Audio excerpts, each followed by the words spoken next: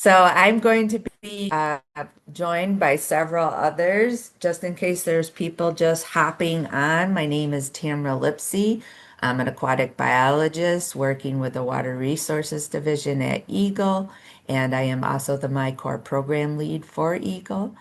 I'm happy to get us started in this session, which will include online resources that I think both lakes and stream organizations will find useful in helping to protect our water resources. I myself use several of the resources for my work as a biologist. I'll be joined by other staff but we're all in Water Resources Division.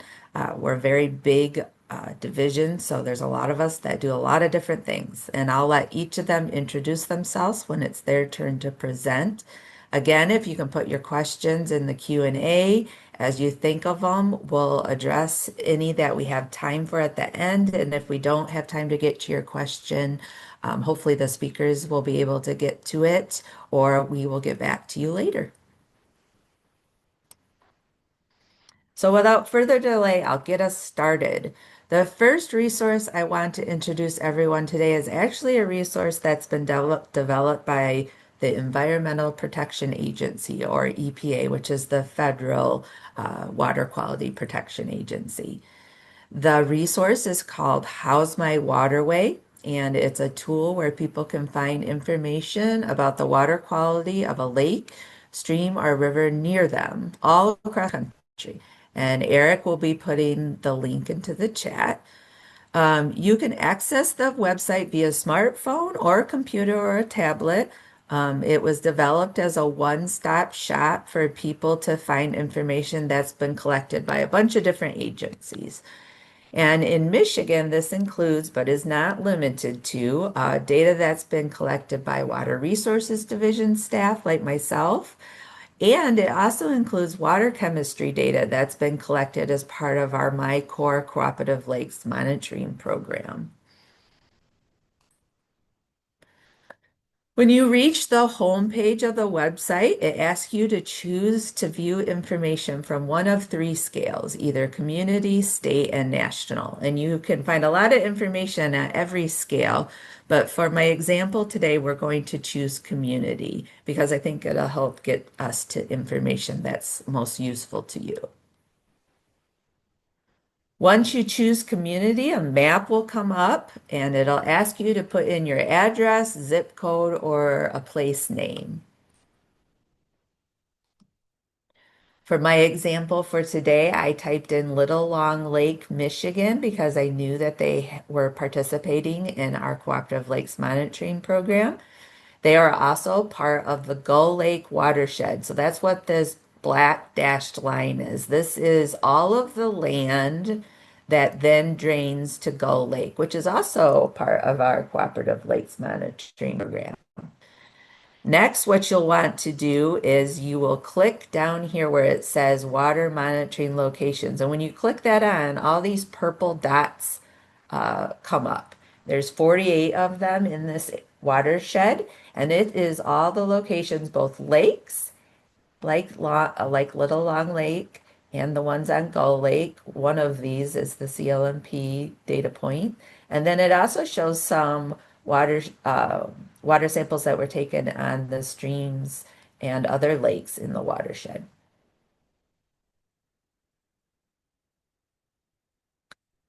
Once you click on the monitoring location that you're interested in, so I clicked on the one that was on Little Long Lake. There's lots of options, but for today, I just want to point you to two different options. One is you can download selected data either in Excel or in a CSV file. And if you know what those kind of files are, this might be something you want to do so you can sort through the data and look at it more individually. But if you're not as familiar with those programs, you can also click on this option called View Water Monitoring Report. And when you do that, it brings you to a report. And it's not just a paper report, rather, it's an interactive report where you can explore the data.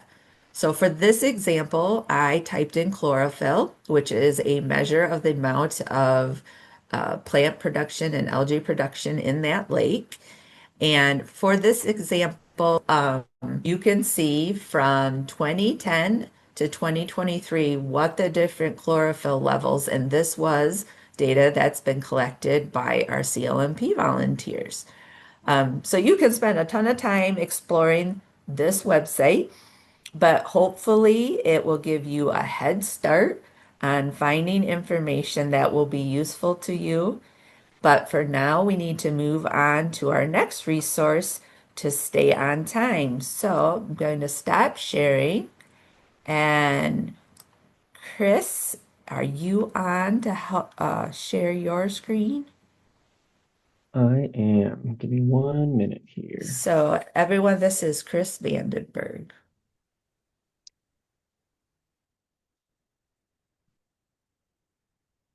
Sam, are you able to see that?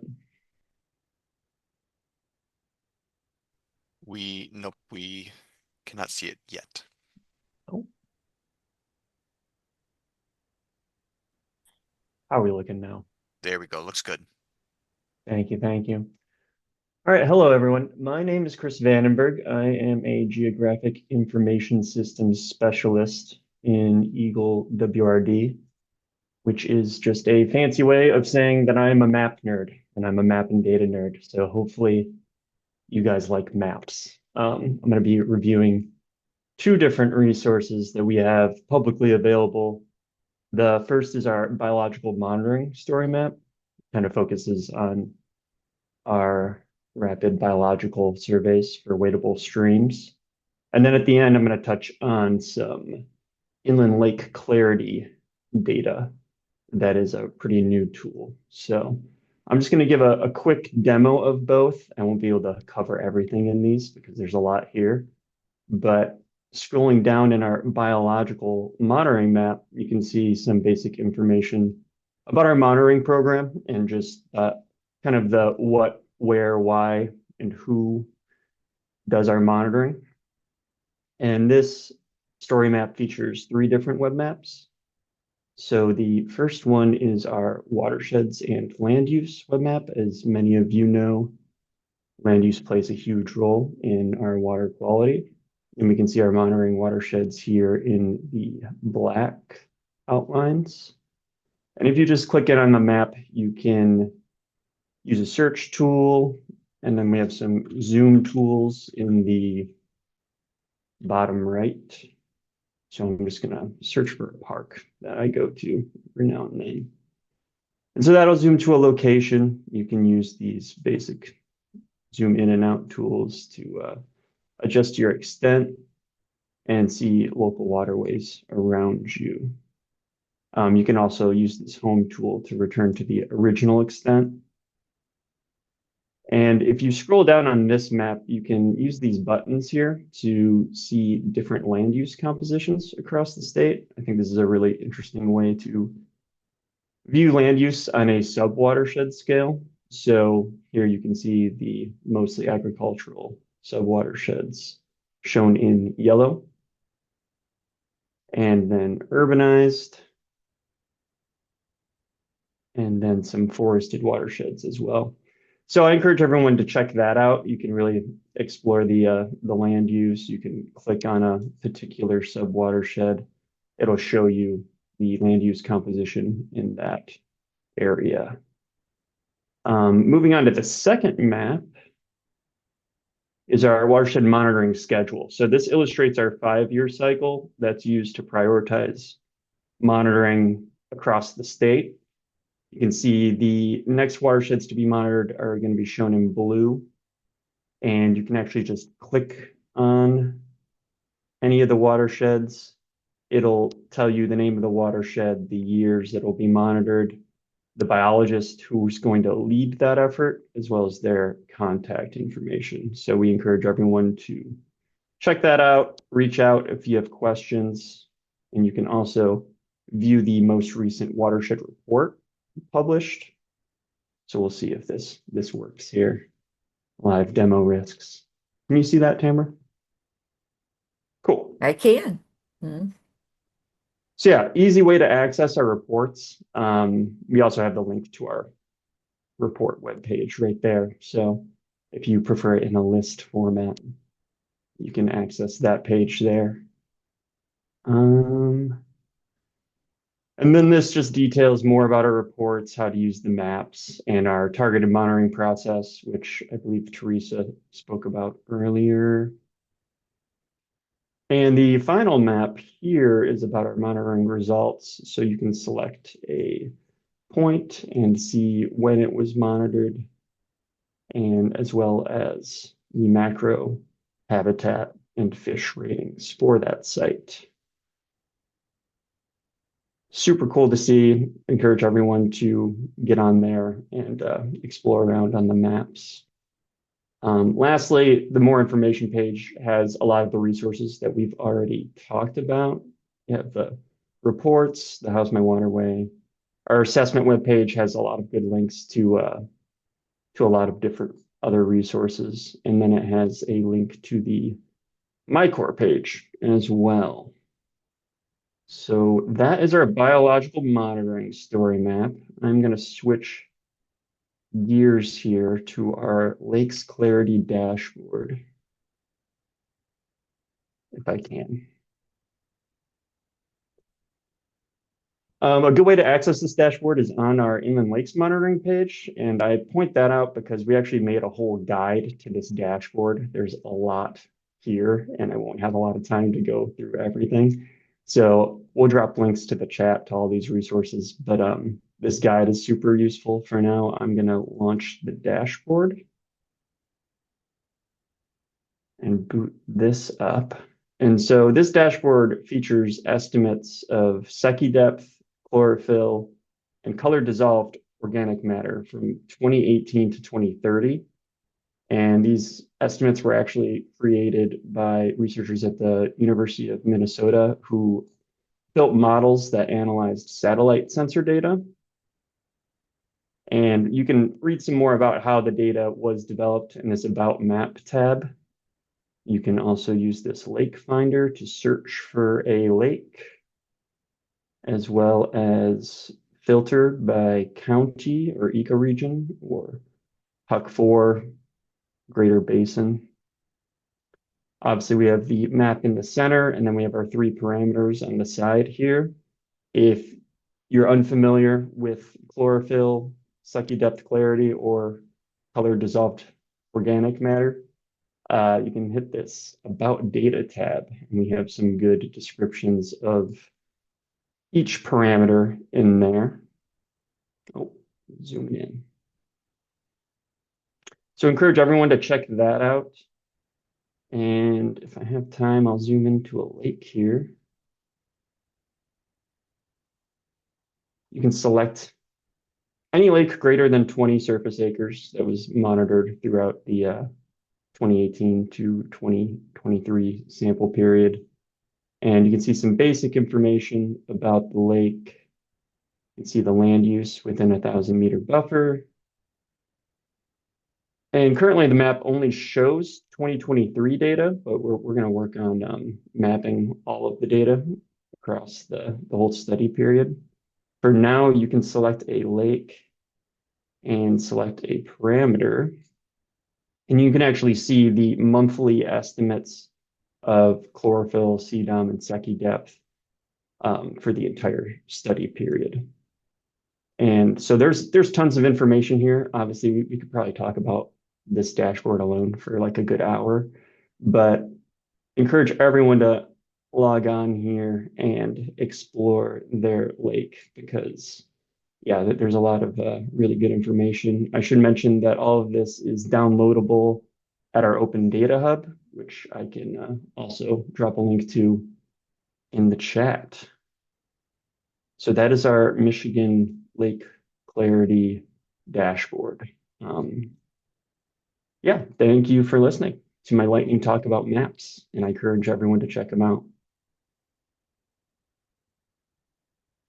And that's all I had. Thanks, Chris. We so far are running ahead of time, so hopefully we have time for questions at the very end. We'll see if everybody keeps on. But you can look in the Oh chat, yeah, Chris, and see if there's anything you can type in answers to as well. All right, it's time for me to share my screen again so that I can introduce, bring on the next person from EGLE. Ryan Crouch from Water Resources Division is going to join us. I just got to share my screen.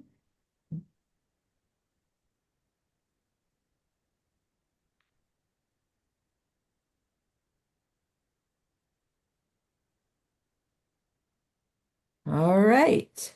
All right. Hello, Ryan, are you everybody. on? Yep, I'm right here. Hello, everybody. And my name is Ryan Crouch, and I'm in the Aquatic Nuisance Control Program. I'm one of the permit writers, also part of Water Resources Division.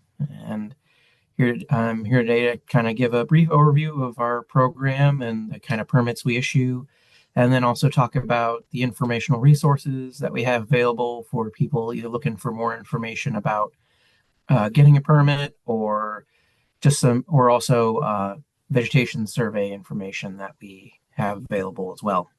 So we can get started. Next slide. Yep. So the Aquatic Nuisance Control Program is 5 staff based in Lansing, and we issue permits for the use of chemicals to treat primarily invasive plant species, but also nuisance native aquatic plants and algae when those interfere with recreational opportunities or access to a water body. The majority of our permits are issued for invasive species, but we do have some algae and native plant control going on as well. And all this is authorized under Part 33 of the Natural Resources and Environmental Protection Act. And while we write these permits to target to treat the target species, there are also considerations given for protecting water quality and aquatic life, primarily fish and also benthic macroinvertebrates. And next slide. And so we have quite a wide area of responsibility. We are a statewide program, and we have a wide variety of projects as well. Since if you're gonna, our permitting is for any addition of aquatic chemicals to target plants and algae in waters of the state. And so that means that our permit projects span from large inland lakes to small backyard ponds that might be connected by a stream or a wetland to, and thus be considered waters of the state. And so primarily we're issuing standard and individual permits for these projects on a site-by-site basis. Some sites can qualify for one of our 3 general permits. And we have 3 general permit categories: ponds, canals, and marinas on the Great Lakes, and invasive emergent species such as Phragmites. And the general permits have specific criteria that determine if your site and project would be eligible for them, and then everything else gets either a standard or individual permit. And next slide, please. And as I said a little bit ago, we have 5 permit writers who make up the program staff and 1 secretary who helps keep things rolling along.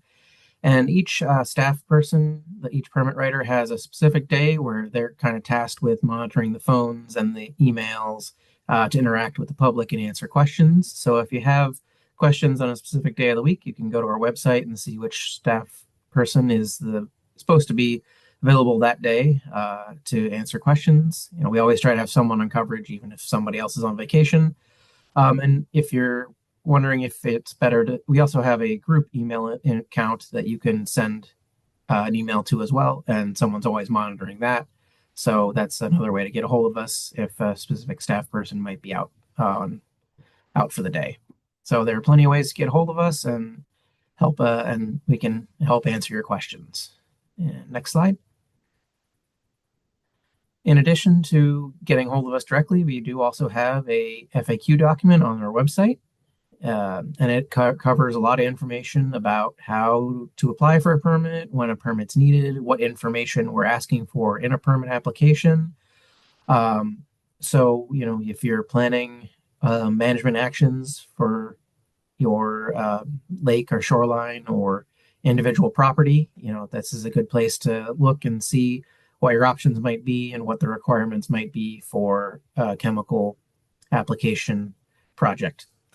And there's about 48 questions on there. This is just a small snapshot of the first couple on the document. So just to give you an idea of what it looks like, but there's quite a lot of information there.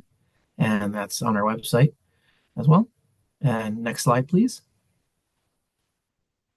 So I did mention vegetation surveys earlier. In addition to writing permits, we do also conduct vegetation surveys around the state. And so we've created a GIS map that shows the locations of all these surveys and when they were also when they were conducted. And these surveys primarily were conducted by ANC staff, but we do have data from other surveyors, such as consultants or researchers, and that's all kind of combined in to make a vegetation survey, um, just a vegetation survey information base. Yeah. And so you can go to the next slide.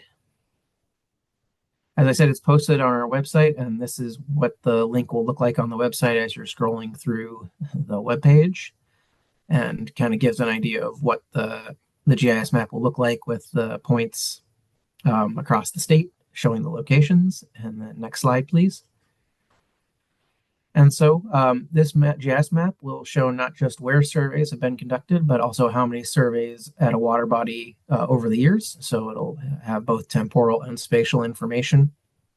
And then it'll give guidance on how to actually find the survey data, which is stored, unfortunately, not through the GIS map, but through MyEnviro Site Explorer portal, because that's where, as part of the permitting programs of EGLE, we store our program data is in the Site Explorer portal. Next slide, please. And then, so the Site Explorer portal is a great tool for looking at permit information related to water resource permits and also now air quality and maybe other divisions in the future. It's where for our permitting programs where we're putting all of our public information, and the best way to get that looking for that data. So in addition, so it's got permits information on permits, applications, our plant survey data, and then it also will show any complaint information or environmental reports of PEAS reports for environmental impacts. So a whole lot of data is in that portal. So it's a good resource if you're interested in what's going on in your lake or your neck of the woods. Just a whole lot of data up there, and we have different guidance documents or ways to figure out the best way to navigate. We have a written out version that's on the website, and we also have a video training that's posted on YouTube. And that's kind of my quick overview of the program and the resources we have available. And happy to answer any questions as we have time later. But for now, I'll hand things back to the next person and keep things flowing along.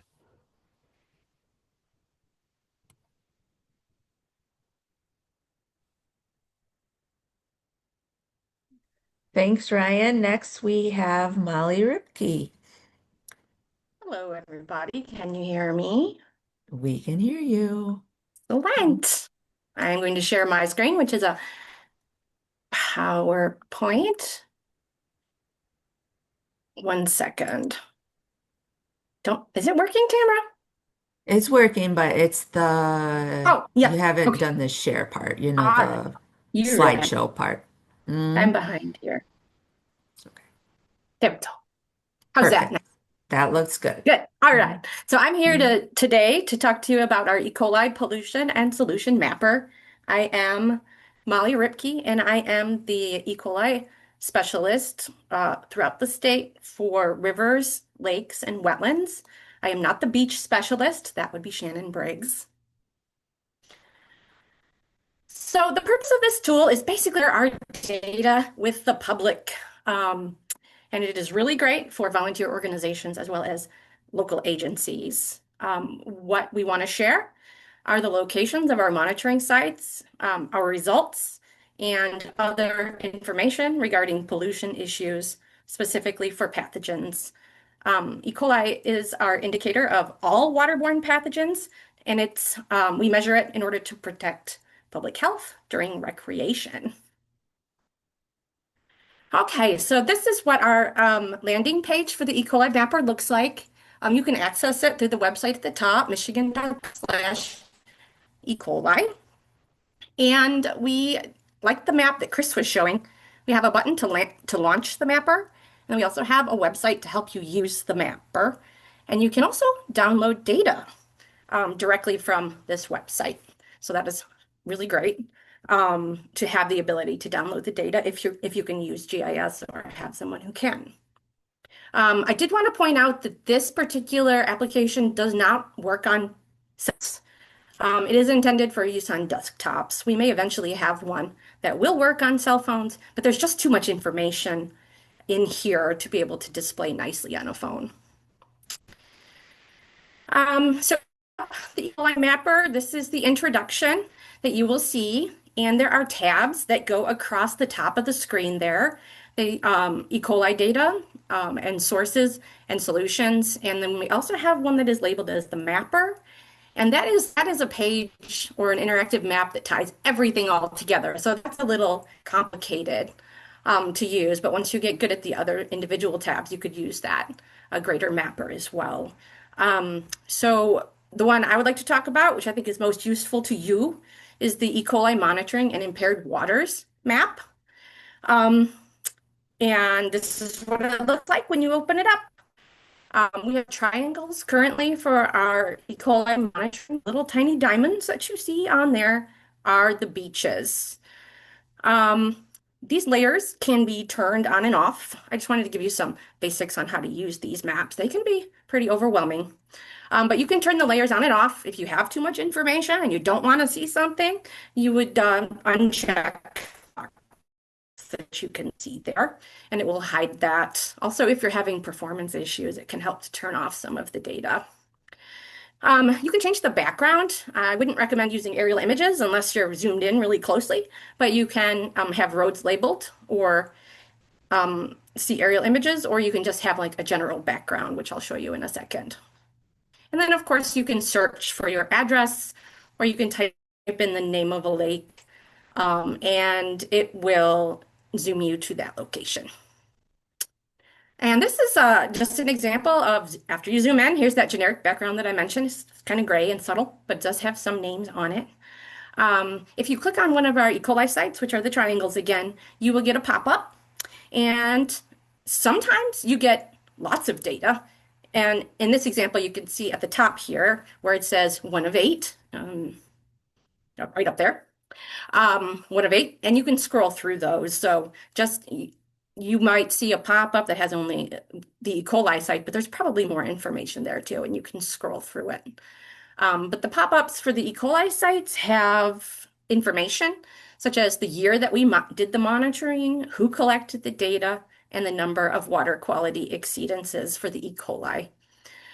There's a pie chart that pops up, and it will tell you, just how bad the conditions are or how good the conditions are at that particular site.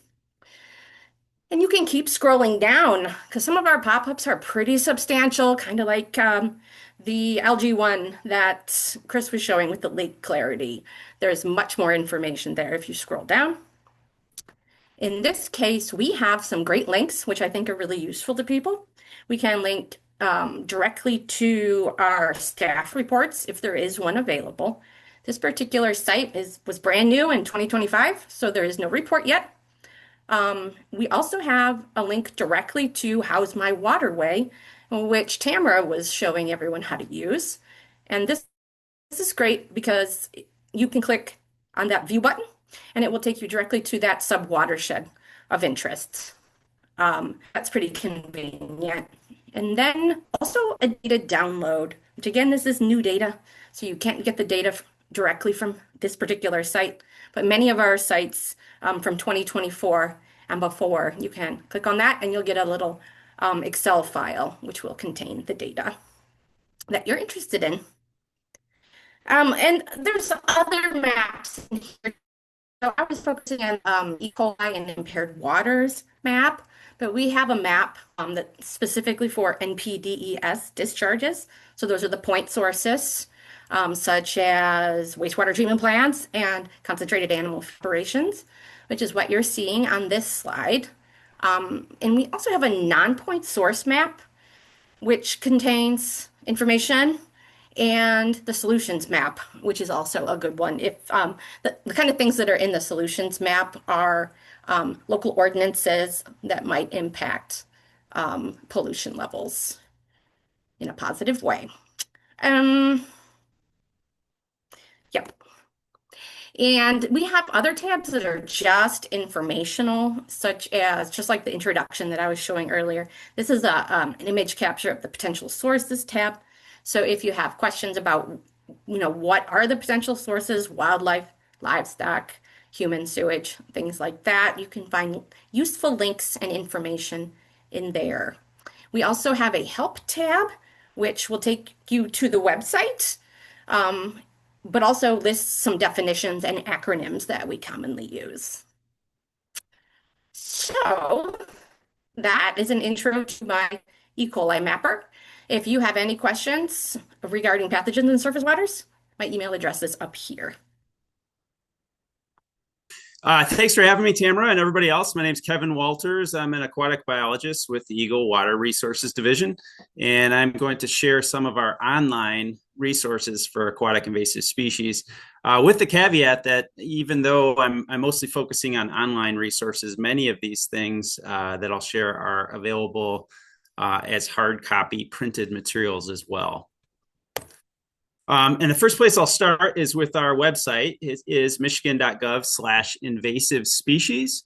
We are currently revising this website, but as it stands now, it has a navigation bar along the top. And I'm going to start from the right side where it says news. You can click along these. There's news and press releases under the news tab. We have grant information under the grants tab, so places you can apply to get funding to do invasive species work. We have a media center that houses our social media and videos about invasive species, an education and outreach tab that has resources for teachers and talking to your community about invasive species. State response tab is about responses that the state and its partners are involved in, so things we're doing on the ground to manage and control invasive species. A laws tab. There are a few laws in Michigan pertaining to aquatic invasive species and terrestrial invasive species, and you'll find that information on the laws tab. Take action tab. So how can you get involved? Efforts either on the ground or collaborating with a local partner. That would be under the take action tab. And then finally, the one that's circled is identify and report. So I'm going to talk about AIS identification tools. And so if you go to our homepage, michigan.gov/invasive species, and click identify and report, you'll be brought into a website that divides all our invasive species in Michigan, both terrestrial and aquatic, into photos and a bunch of information. We also have some species-specific or taxa-specific information that we've put together and our partners have put together. Namely, Michigan State University has partnered on both of these resources. One is a field guide to Michigan crayfish, and you'll find the two invasive crayfish that Michigan has in this crayfish guide as well. And on the right side is a newer resource that Michigan State helped us put together, and that is an aquatic invasive plant ID guide that has some really great illustrations in the guide that will help you distinguish aquatic invasive plants in Michigan with some native lookalikes as well. Both of these resources are also available as hard copies. At the end of the presentation here, I'll leave my contact information. So if you'd prefer a hard copy of these, we can get those to you as well. Management guides, management plans, and information about managing invasive species can also be found on our website. On the left-hand side, we have our state aquatic invasive species state management plan. It is a very long document. I think it's over 40 pages. A lot of information, and it's kind of from the state agency perspective. So it's what do the state agencies in Michigan do to manage invasive species? What are our goals? What are our priorities? And how do we implement those things? Next is one that is relevant to landowners in Michigan. It is an aquatic invasive species management guide for landowners. You'll notice the bottom of that still has the DEQ logo on it. So this is a little bit of an old resource for us, but it's still relevant, still has a lot of good information in it. It essentially summarizes all the information we have online into a booklet. a PDF document that is online, or again, this is also available as a printed document. We also have a few species-specific management guides. One that's very popular is our Guide to Invasive Phragmites Management. It goes through identification, biological information about Phragmites, and then some management principles and practices that you can use to manage invasive Phragmites. And then finally on the right is our invasive species disposal guide. So if you're managing invasive species and you're wondering what to do with materials from your management, namely plant materials, this guide will show you what you can do depending on what those materials are and where you're located in the state. We also have an AIS video series that is growing currently. You can see the current topics we have on screen that are available now. That is on the media page on the homepage that I showed at the beginning. We've got, I think, 10 different videos in the works between this winter and next summer that will be coming along soon. We recently finished filming a hydrilla video. That's an invasive aquatic plant. We also recently finished a Don't Dump Your Bait video. So those are both to be posted very, very soon. And we've got a lot more coming out. So if you are the type of person that likes to learn and follow along via video, these are resources for you. And then I think this might be the last resource I have on here today, and that is our AIS, or our invasive species. It's not solely focused on aquatics, but our invasive species webinar series. It's called the Not My Species, so Not Michigan Species webinar series. And you'll see some of the past topics we've had listed on the screen there in blue. Those are all in a library, an online digital library, so you can click on those and listen to them after the fact. Or you can join live. Our next webinar is January 14th, where you can learn about invasive mussels in Michigan. And so that's January 14th. We do the webinars once per month, 11 times per year. We take December off. So we'll be starting up again in January. And again, you can sign up to view the webinar and ask some questions in real time, or you can find those recorded webinars housed on our website. And yeah, that's my last slide. And I think hopefully Tamara was able to put links to all those resources in the chat.